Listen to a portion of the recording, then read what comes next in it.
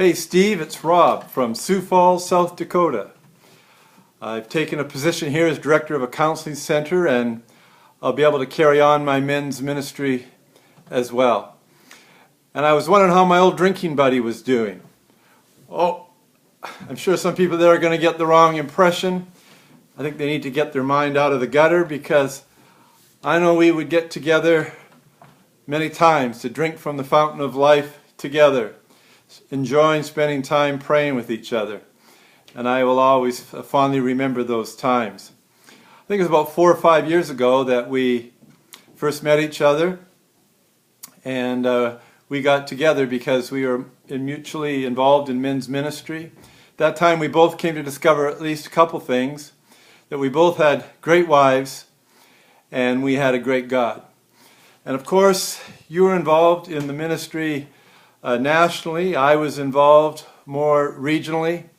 But it was great to get together, whether it was at your house or my house, at ABC or Tim Hortons, and share vision, share purpose, and pray together.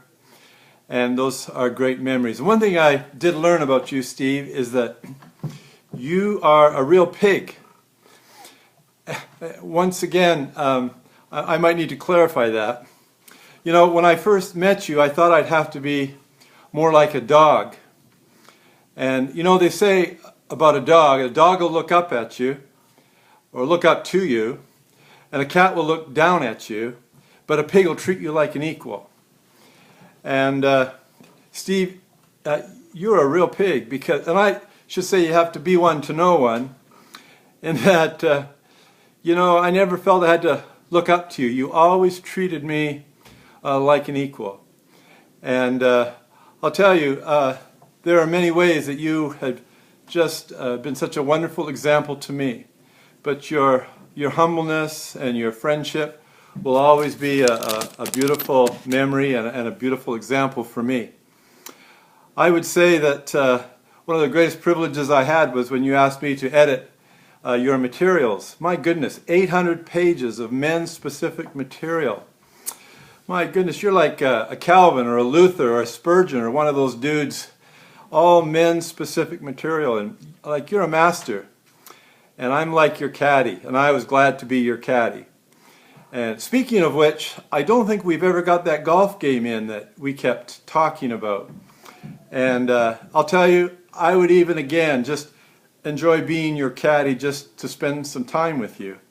But just like you'd probably twist it around and make it as though it was more about me, that I was even more important than you, once again.